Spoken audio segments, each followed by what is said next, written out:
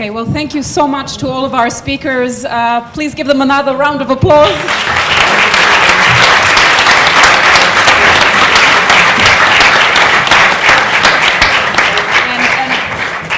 Thank you, of course, for all of you who attended tonight. We haven't quite concluded yet. There will be a Q&A session now. I would like to ask the panel a couple of questions, so I'll abuse my position as the chair very briefly here, and then I'll open it up to the audience for questions and comments. And please also make sure to identify yourselves if you can before you ask your question, or maybe contribute your insights or expertise as well. Right, so what I would like to know from the panel, and perhaps each of you could comment on this individually. I mean, you've described in great detail, Vicky, individual examples of people who have been evicted across the years, austerity as a contributing factor, socioeconomic factor, political decisions being made in terms of getting people out of their areas, out of their residences, with little regard, I think, for their situation, individual situation, for their comforts, and I think for human dignity at the end of the day. This is also what we discuss. Certainly if we talk about the Human Rights Act, I think one of the purposes of the Human Rights Act is to protect individual human dignity, and that's what I always teach my students as well. So what I would like to find out from the panelists, so we talked about the public inquiry quite a lot, and we want this inquiry to be broad as possible. So I'd like to find out from each one of you, what exactly is it, and Jeremy Corbyn also mentioned this, right? He said it has to be multi-layered, it has to be a broad inquiry. We cannot just look at the legal aspect, we also have to look at the underlying socioeconomic reasons and causes that contributed to this disaster. So that's my first question. And again, so what would each one of you want to see in that inquiry? What kind of questions does that inquiry need to address? Number one, so please, yes, if you could, shall we start with Matt? Sure, I think the whole background regime under which public housing operates in the UK, and the regime of public safety.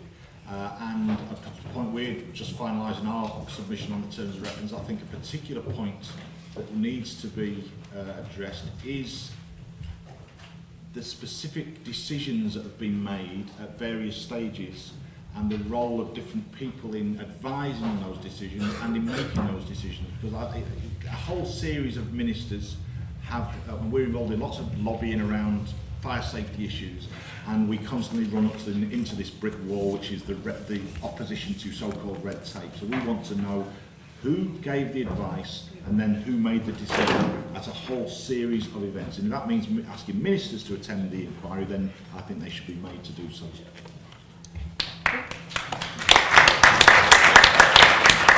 Vicky, yes? Would you like to come up? Yeah, just to kind of echo what I said in my talk, really, was that we have seen unprecedented levels of violence happening, housing violence happening in London. And Grenfell is definitely a continuation of that, also in the nature of the way in which it's targeted. You know, it's a working class community that was affected in the same way it's the working class communities that have been affected, you know, in London since 2010 and before 2010 as well, but amplified since 2010.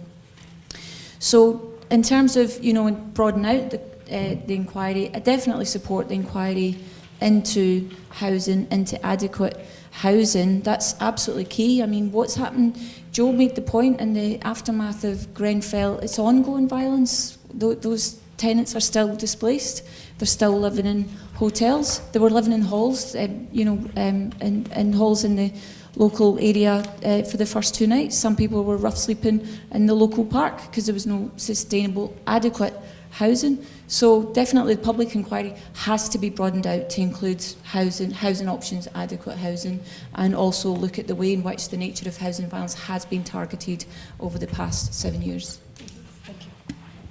Thank you.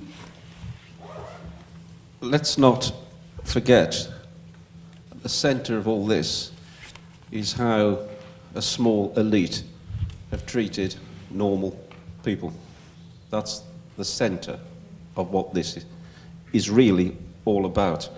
And I touched upon it, I think, in what I said a moment ago, that in terms of a broad inquiry, and I also echo what colleagues have said about the need for a broad inquiry, this can't This inquiry can't be in lockdown. It's got to be a broad inquiry to look at the systemic breakdown. And when I say systemic breakdown, it's an inquiry generally into social housing policy over decades that is at the root, in my opinion, of where we find ourselves at the end of this tragedy.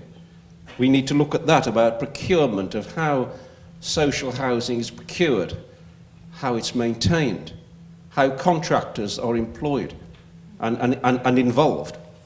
Again, we had some, I found it fascinating listening to other speakers, some very important material mentioned to us about contracts. Not necessarily PFIs were involved here, but it's the principle of PFIs, the principle of subcontracting, which is very important here. So, in short, the inquiry needs to look, amongst many, many other things, about the systemic breakdown of policy and provision in social housing, about strategic decisions made by local and national government on social housing, and how materials were procured and finally selected for social housing. In terms of the sort of human rights laws and the European Convention and the Human Rights Act and that duty to investigate when there have been potential human rights breaches, loss of life, where people who work for the state were implicated or involved, there has to be an independent investigation into that. And for Grenfell, that means into the causes.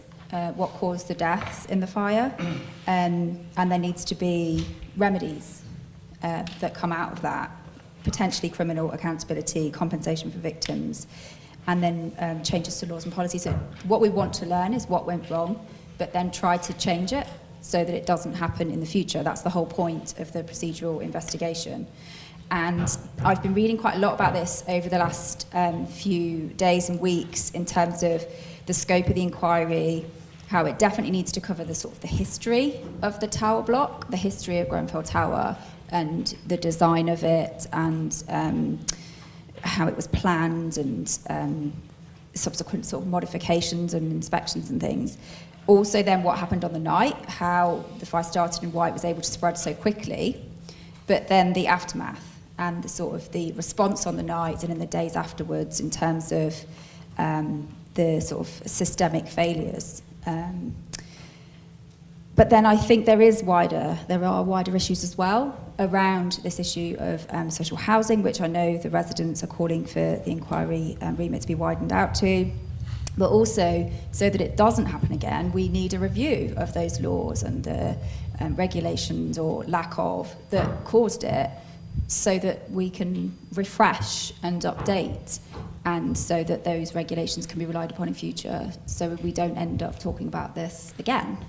What I don't know is whether all of those things should be done at the same time, because as I said with Hillsborough, one of the good things about the Taylor inquiry, which took 3 months, it was quick and people got answers, and then that gave the survivors and the families something to hold on to. It gave them a tool to use to campaign. And when the political will wasn't there to implement the recommendations, and when the Director of Public Prosecutions wasn't going to prosecute, they had that report with really good recommendations in it and the facts. And that's what you need. You need answers fast so that we can get changes fast. And then I think these wider questions, I don't know whether they should come later. I don't want Hillsborough 27 years to get justice to happen again. Thank you. Steve? Thanks. Yeah, on the day that many of us here learnt the words Grenfell Tower, the day that we learnt of the fire, the day the fire started, that morning I was going off to an academic conference, a day thing at the University of Liverpool to talk, and the conference was about the role of emotion in politics. And I decided to talk about the language of hatred which exists around regulation. And of course, no one was going to be people generally aren't interested in what I have to say, and no one was going to be interested in me talking about health and safety regulation that morning. But of course, very suddenly they were very fucking interested. Very interested indeed. Yeah. and like many people now taking regulation very seriously. And in my submission around the terms of reference of the inquiry, I've asked for 3 broad contextual issues to be considered, and one of them is around, and I think the hatred around regulation, by the way, is a class hatred. I should also say that. One of the contextual features I've asked to be considered is the way in which an anti-regulation rhetoric has been encouraged, deliberately encouraged, by both Labour and Conservative and indeed Liberal governments in coalition. How these have been encouraged, facilitated, cultivated, nurtured, and the consequences of that anti-regulation rhetoric. And I tend not to talk about regulation much these days. I tend to talk about social protection, because I think that's what regulation is. And what Grenfell Tower is, among many things, is the complete absence of breakdown of social protection for those who deserve it most. Thanks very much. I mean, most people have said what I would say, and I would agree very much with Steve and very much with Matt. And I think I would want the inquiry to look at the systematic breakdown of the health and safety system, the social protection system, and how it came to be seen as anathema and as Steve has talked about, the anti-regulation rhetoric and the hatred of regulation. And I back up what Matt says. I think we need a really clear timeline about how this all developed and who made the decisions and when and how. And that should include, you know, deregulation, better regulation, and also the cuts to enforcement and the changes in enforcement when enforcement became subject to business-only considerations and it became privatised and commercialised and outsourced. Because I think we really need to be very clear that the health and safety system in this country has been utterly destroyed and broken down by this deregulation rhetoric. And if we don't fix that, we can't fiddle about with it. It involves everything everybody has said. We can't just fix the fire safety bit of it. It's the whole system. Otherwise, this will go on happening again and again. And if anything, we have to make Grenfell Tower the enough is enough moment and end deregulation, end better regulation, and get back to having morally, had to have an essential system whereby protecting people's lives and health comes before everything else. Thank you.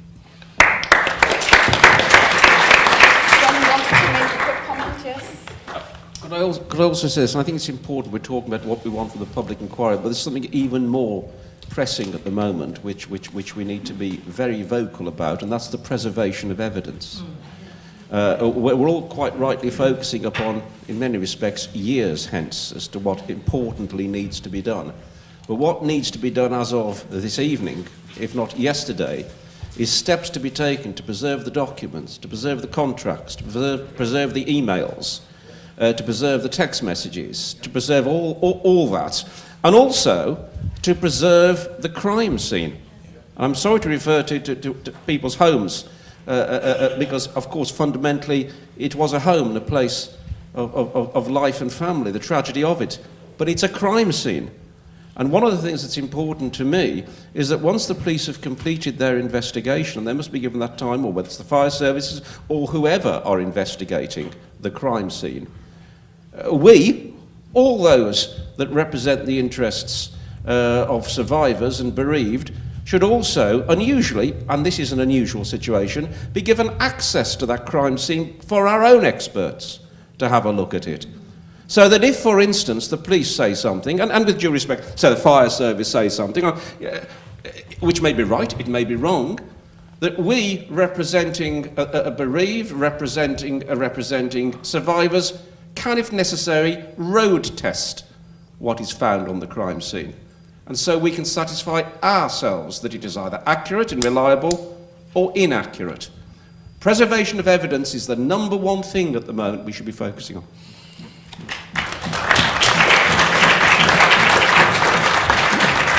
Well, thank you very much. So what I would like to do now is open it to you, the audience, for questions. As I mentioned earlier, I would very much appreciate it if you could identify yourselves and try to keep your questions as short as possible. So we will take them in threes, please. Yes? Yeah, very, very short. I'm a housing activist across the road. I'm totally non-academic. on the ocean estate, and I led the campaign that stopped the developers and kept all the residents with the council about 10 years ago now. It's just a question, especially around what John was mentioning.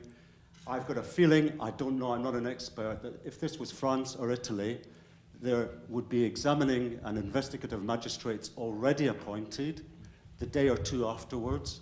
All these documents would already be impounded, as David Lammy has asked for, and the criminal case would be underway. Because I echo what Joe was saying and what the survivors are saying, we would like people behind bars. Because if they're behind bars, then there's a likelihood that this just might not happen again. And it would happen in other countries, and they would be behind bars. I don't know why this is Britain, but what I would like to know, and Joe mentioned, and I'm winding up, is the cabinet and certain characters that he's mentioned in the cabinet, and I'll mention them, what was his name, Fielding Mellon, and the rest of them. Now, I would like a trail of what happened. He asked for good costs in these emails, and we know that £300,000 was involved. I'd like to see these trails if there's bribery or corruption or larceny involved in this. Now, I'm not pussyfooting around it. This was a disgraceful episode, and so definitely survivors and the rest in England would like to find out, are you going to prosecute? And as you said yourself, is there a reasonable prospect of this happening, or is it just going to be another British establishment cover-up? Let me deal with that. Obviously, it touches upon what material the prosecution ultimately will be given to make that decision.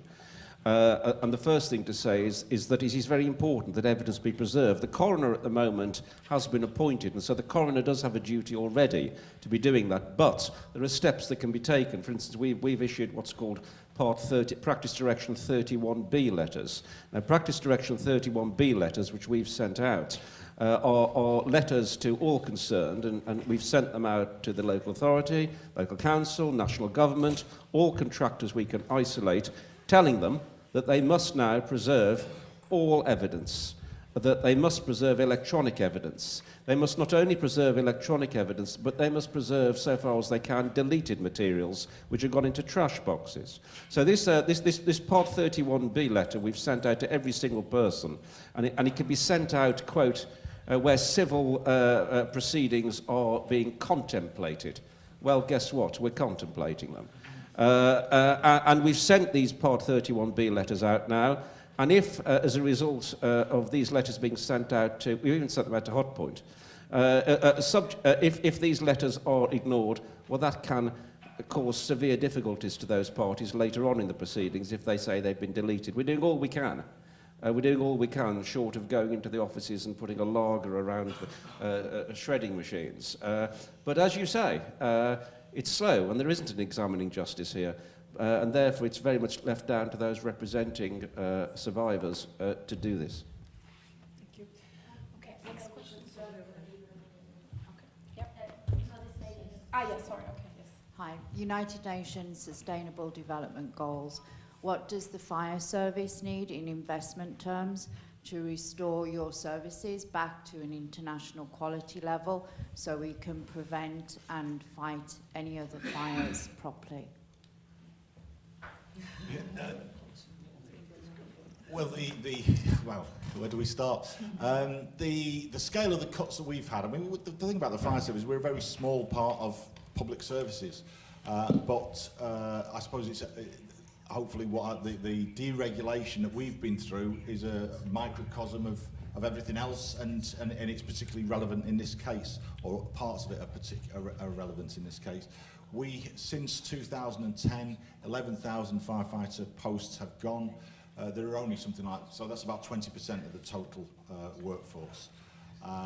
70 fire stations closed, dozens and dozens of fire engines. But I think the particular relevance to this is the fire safety regime, and I think the example I gave of Greater Manchester, I mean, I just found out today quite staggering figures in terms of specialists who understand building regulations, fire safety regimes, fire protection in buildings, and the fact that that's the scale of the cut, because it's easier to it's quite controversial to close a fire station. They still do it, but it's controversial to close a fire station. It's less controversial to get rid of a group of so-called back office specialists because people don't notice that until something goes horrifically wrong. So our position is the cuts need to immediately be stopped and then to be reversed.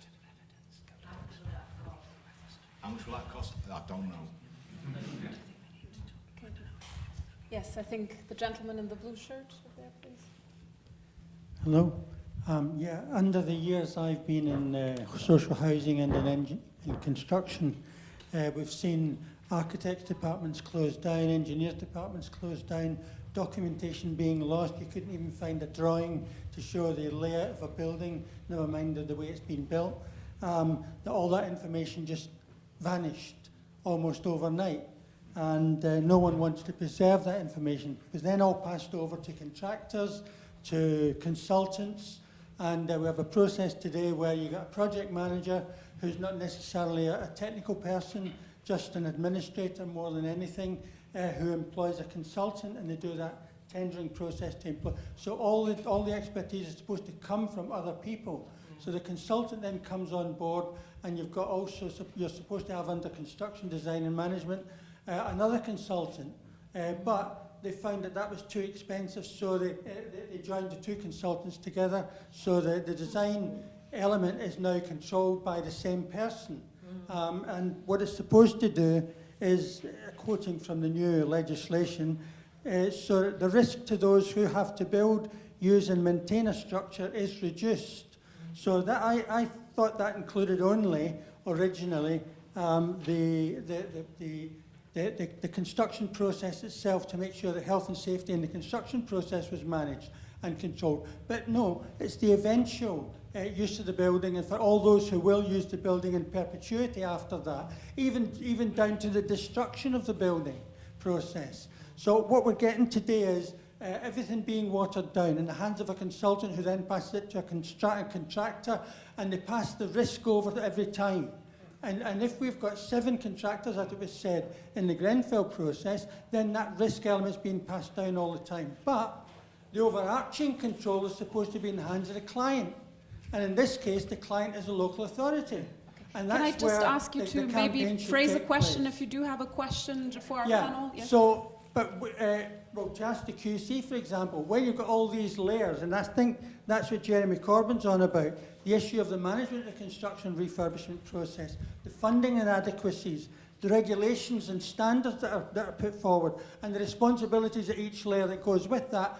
Unpicking that is very difficult in litigation, because there's all these layers involved. Who is responsible at the end of the day? Okay. Thank you. Well, I won't repeat what I said to the gentleman a moment ago about the importance of preserving this material, and it's telling to say that, and I've got Fatima here now, and she'll be able to probably bring me better up to speed, but of all the letters we've sent out to people asking them to preserve documentation, I think, Fatima, I don't know if it's right, we've only got 2 responses back saying that they are going to do that. And so it is very difficult indeed to get through those layers. There's no simple answer to that question apart from diligence and application. It can be done. You know, no one's as clever as they think, including the lawyers. No one's as clever as they think, and lawyers and the police and investigators, whoever they may be, are very skilled in tearing down these walls. It can be done. People have come through the courts, be they civil or the criminal courts, through the ages, thinking things are hidden, and they've been found out. So the answer to your question, in short, is time, diligence, and determination, and we've got all of that. Thank you. Yes. Thank you very much. My name is Paul Grant. I'm a victim of a very grave violation of the rule of law and indeed human rights. It's very refreshing to hear a lawyer speak in the way that the QC has this evening. I believe if all lawyers approach situations such as Grenfell in the way that you described this evening, I believe we wouldn't have the likes of Hillsborough, where we have to fight and pursue justice for 27 years. The reason I've come here tonight, when I heard about the this meeting taking place is because I want to be as helpful as I possibly can to the people of Grenfell, because that tragedy is something, I'm sure, as indeed with everybody else in this room, it's the worst thing I've ever gone through. In fact, no.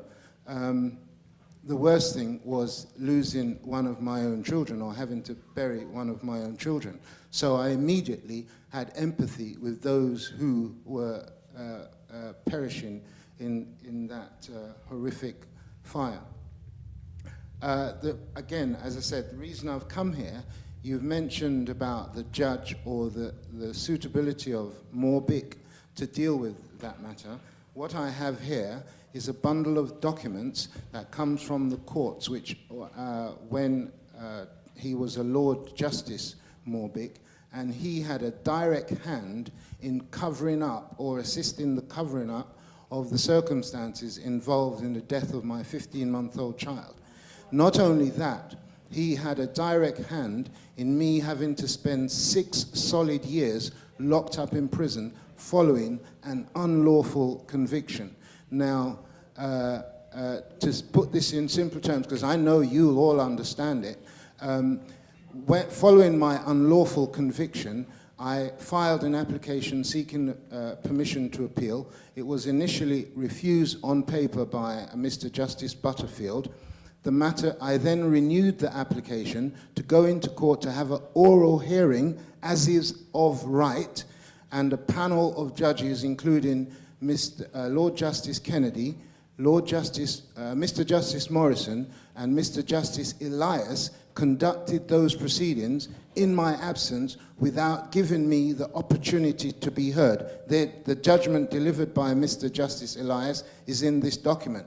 Now, following my release... I'm sorry to have to interrupt you, but just if you sure, could just I'm keep going to it wrap short, it up. very sorry. I'm going to wrap it up now. Following my release, and this is the relevance of Morbic, following my release from prison, I then had another opportunity to appeal against they were trying to seize my assets. Now, I had a hearing in court in front of Morbic, Lord Justice Ward, and Lord Justice Elias. Now, despite my protestation at Elias being on that bench, on that appellate bench, where I was appealing against his decision, Morbic delivered a judgment saying that there was nothing they could do, despite my human rights in this matter. There was nothing that they could do, even if they wanted to, despite the fact that human rights state, a person who claims to be a victim of any unlawful act may rely on that in any legal proceedings instigated against them by the state. I want to submit this document to you so that I've already submitted it to the Grenfell inquiry, so that you yourself can examine the details of this document and submit it if you so Thank wish. you. Thank you. Thank you.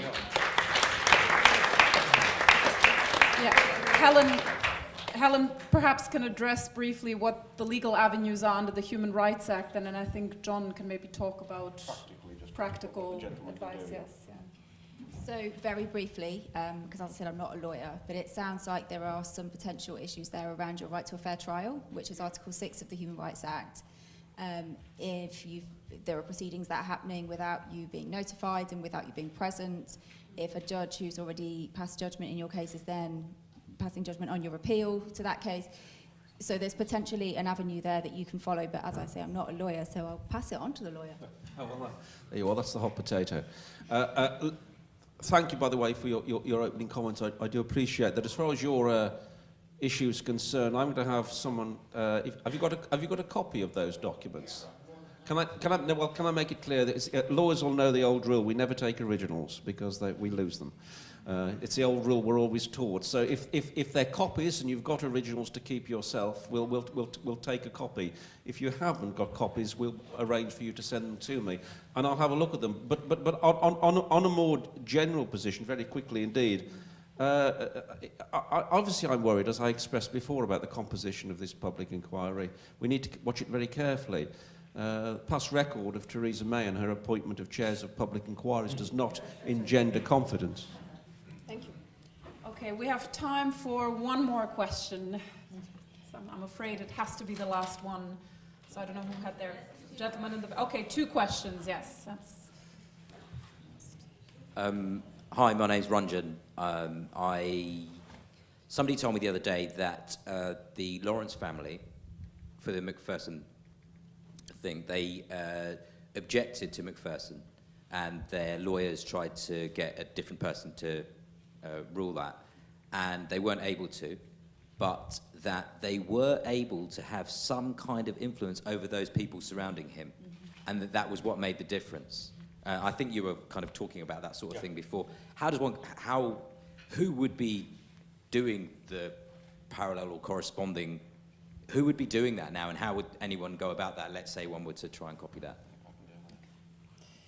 Or perhaps somebody else would like to address that? Well, just to say that we were at the public inquiry this morning at Regent's Park, and that was raised a number of times. The legal advisor for the residents of Grenfell has taken that up explicitly in terms of the terms of reference, and it was raised a number of times by other people in the group. So I think the residents group are working on that, or figuring out ways to actually influence the review panel, the inquiry panel, which is not diverse at all. Yeah, just to add to that, I'm a director, I'm on the board and a trustee of the organisation, the Charity Inquest, and one of our fellow trustees also made that point that he objected as a barrister to the appointment of Macpherson along with the Lawrence family. I mean, Inquest do have experience in these matters, and they are working with organisations on the ground around these and other issues, and so I think a lot of that kind of stuff is going on, but clearly it's quite sensitive and is not going on in the public domain for obvious reasons. I'm already discussing it with them. Okay. Yes, our final question. I think the lady here in front had, yes, I can pass the microphone to you. I'd just like to say thank you so much for doing this and for caring and for supporting our community. I want to say that the focus should always be on the families who lost loved ones, us who lost friends, the children, the people who are now struggling. It's a very difficult time because nobody's thinking straight at the moment. And yes, in an ideal world, we'd all get cracking on with the job of getting these people prosecuted, but nobody's emotionally ready at the moment, so you'd have to be very, very patient with us. We have a lot of questions that can't be answered all, and our lives were hell before Grenfell for us TMO tenants, and our lives continue to be hell under TMO, right? So what I'm asking on behalf of people who are not here is, how do we nail the TMO and the individuals like health and safety executives who are sitting there writing us nasty letters, terrorizing us, making our lives hell? How do we get these people? This is my question.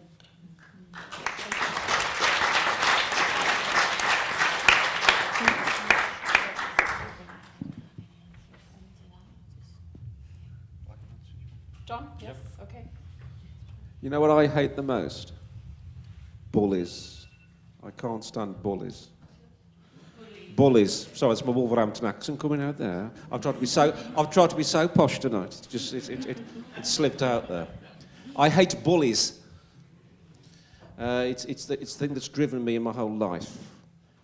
And these people that you mention, and it goes back to something I said in my short address a moment ago, sometimes you can't deal with people through the law, you have to deal with them through politics. And you have to deal with them through public pressure on them publicly, through politics, through forcing people to account. Now, sometimes the courts of law are not the place to do that. Sometimes the political arena is the place to do that. The law is sometimes inadequate, and I accept that. The corporate manslaughter law is utterly inadequate. when you consider all potential culprits faces a fine. So the criminal law is inadequate. The public inquiry, in its broad terms of reference, is inadequate. Inquests, providing you get even public fundings, are inadequate. And civil remedies, providing you can get, again, public funding to take them and take the risk, is inadequate. In many respects, the answers that you want come through pressure on your political representatives. Would anybody else like to comment on this? Perhaps, yes, Helen? I had some notes on a final thought, which I didn't get time to do. And it's sort of relevant to what you're talking about. I don't know whether it will be enough, but there's something around human rights which is very powerful, because human rights are there to redress power imbalances. And in this kind of situation where you feel like someone else or a body or an organisation has lots of power, and you as residents, as a community, even though there's probably more of you, you feel quite powerless, and you've been placed in quite a powerless situation by them. Human rights can be there to give you a little bit of power back, because as I was saying before, human rights are the one bit of law that we have to hold people to account. And they might come back with all their lawyers and say, no, the Human Rights Act doesn't apply to us. But you can try and use that powerful language, and at least it gives you a tool to go to them with and ask to be treated as a human being. And as a survivor of that disaster, as a friend and family member of people who've lost their lives, you deserve to be treated with that dignity. Okay. Anybody else? No. Okay. I think we have to leave it at this, I'm afraid. I would like to briefly summarize. I think we've only probably scraped the surface tonight in our debate of so many underlying issues, multidimensional issues that really need to be explored. So I'm extremely grateful, hugely grateful for all your contributions, which have touched upon, I think, the impact of austerity on the weakest in society, but also, I think, a systemic degradation and breakdown of social housing in this country, of fire safety regimes, of health and safety controls, and maybe also, as Steve talked about, certainly maybe a systemic attack on the working class in this country, which has been going on for decades, and I think has been perpetuated by both mainstream political parties, certainly under the deregulation agenda, which many of you touched upon tonight. And I think it is very important, as Helen pointed out, to remind ourselves that there is, in addition to criminal legislation, also human rights legislation, the Human Rights Act, which, you know, has come under so much sustained attack over the years, but luckily is still in place, which can address perhaps some of the issues that we discussed tonight. And provide some sort of remedy for the victims. So I think on that note, and I'm sure that this will only be the first of many series of events that we're planning to hold, I would like to leave it on this note, and once again thank the panel for their outstanding contributions, and thank you as an audience for being here tonight.